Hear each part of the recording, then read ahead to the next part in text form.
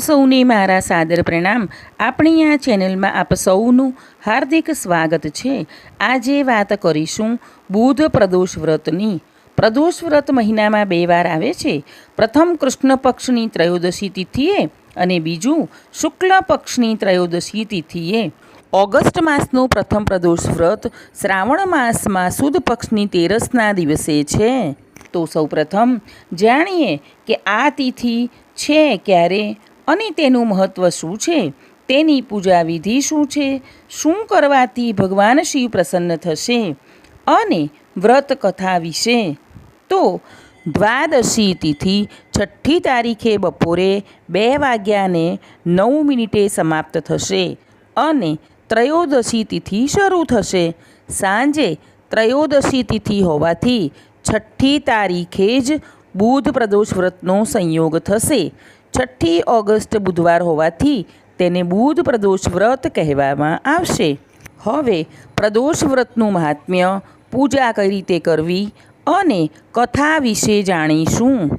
પ્રદોષ વ્રતનું પાલન કરવાથી ભોલેનાથની કૃપા તેમના ભક્તો પર રહે છે. તેમની કૃપાથી ભક્તોના દુઃખ દૂર થાય છે અને તેમને સફળતા મળે છે.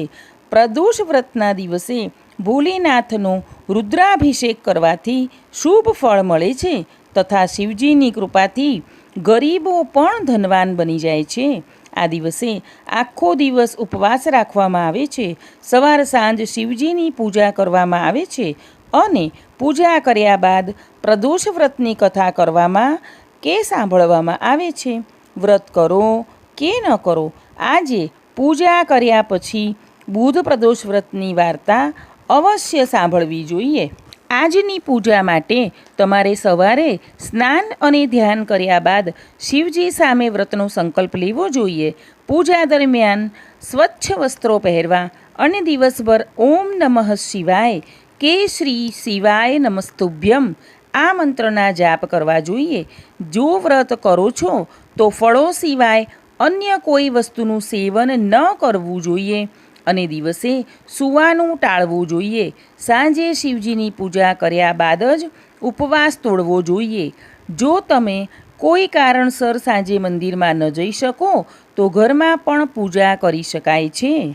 બુધ પ્રદોષ વ્રતનું પાલન કરવાથી ભગવાન શિવના આશીર્વાદ ચોક્કસપણે પ્રાપ્ત થાય છે.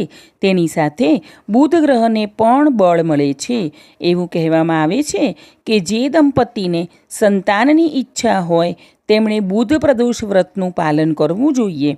પ્રદોષકાળ સૂર્યાસ્તથી શરૂ થઈ જાય છે અને આ સમય શિવ પૂજા માટે સર્વશ્રેષ્ઠ હોય છે. માન્યતા છે કે પ્રદોષ સમયે શિવજી પ્રસન્ન મુદ્રામાં રહે છે અને ભક્તોની ઈચ્છાઓ જલ્દી પૂર્ણ કરે છે. પ્રદોષમાં કરવામાં આવતી શિવ પૂજાથી કુંડળીના દોષો શાંત થાય છે. જાણે અજાણે કરેલા કર્મોની અસર ઘટે છે. આ દિવસે ગણેશજી અને શિવજીના મંત્રનો જાપ અવશ્ય કરવો. બુધ પ્રદોષના સંયોગમાં ભગવાન શિવની પૂજા અને વ્રત કરવાથી દરેક પ્રકારની પરેશાનીઓ દૂર થાય છે. નોકરી અને ધંધામાં સફળતા મળે છે. દરેક મનોકામનાઓ પૂર્ણ થાય છે. દરેક પ્રકારના રોગ, શોક, દોષ અને ક્લેશ દૂર થાય છે અને અંતે શિવધામની પ્રાપ્તિ થાય છે. પ્રદોષના સમયે શિવલિંગ પર જળ, દૂધ, પંચામૃત, ગંગાજળ, બીલીપત્ર, ધતુરો, આકડાના ફૂલ, ગુલાબ, દુર્વા, જનોઈ, મધ, ચંદન, અત્તર, ભસ્મ, ચોખા વગેરે ચડાવવા જોઈએ. આ વસ્તુઓ અર્પણ કર્યા બાદ ધૂપ દીપ કરવો, ભોગ ધરાવવો અને મંત્ર જાપ કરવો. હવે આપણે જોઈશું બુધ પ્રદોષ વ્રત કથા. આ કથા અનુસાર એક પુરુષના નવા લગ્ન થયા હતા. લગ્નના બીજે દિવસે રિવાજ અનુસાર તેની પત્ની પિયર ગઈ. થોડા દિવસો પછી તેનો પતિ તેને લેવા માટે ગયો. તેનો પતિ જ્યારે તેને લઈને પોતાના ઘરે જવા માટે નીકળ્યો ત્યારે તેના સાસુ સસરાએ તેને જવા માટે મનાઈ કરી અને કહ્યું કે આજે બુધવાર છે અને બુધવારે દીકરીને પિયરથી વિદાય કરવી તે અત્યંત અશુભ માનવામાં આવે છે. પરંતુ તેને વડીલોની વાત માની નહીં અને પત્નીને લઈને ઘરે જવા માટે નીકળી પડ્યો. ગામની બહાર પહોંચતા જ તેની પત્નીને ખૂબ જ તરસ લાગી અને પોતાના પતિને પાણી ભરવા જવાનું કહ્યું. તેનો પતિ પાણી શોધવા નીકળ્યો. જ્યારે તે પોતાની પત્ની માટે પાણી લઈને પરત ફર્યો ત્યારે તેને જોયું કે તેની પત્ની પાણી પીતી પીતી એક પુરુષ સાથે હસી હસીને વાતો કરતી હતી. આ દ્રશ્ય જોઈ એ પેલા પુરુષને ખૂબ જ ગુસ્સો થયો.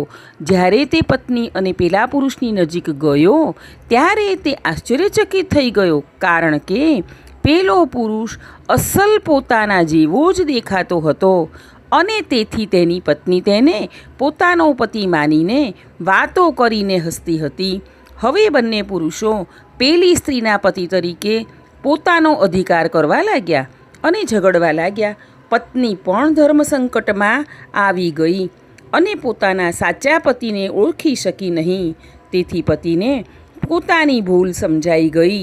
પછી તેના પતિએ ભગવાન શંકરને પ્રાર્થના કરી અને કહેવા લાગ્યો, હે ભગવાન, મારી રક્ષા કરો અને મને મદદ કરો. મારાથી ખૂબ મોટી ભૂલ થઈ ગઈ છે કે મેં મારા સાસુ સસરાની વાત માની નહીં અને મારી પત્નીને હું બુધવારે પિયરથી લઈ ગયો. હવેથી ભવિષ્યમાં આવી ભૂલ હું ક્યારેય નહીં કરું. જેવી તેની પ્રાર્થના પૂરી થઈ કે તરત જ પેલો બીજો માણસ અદૃશ્ય થઈ ગયો. ત્યારબાદ દંપતી પોતાના ઘરે પહોંચી ગયા.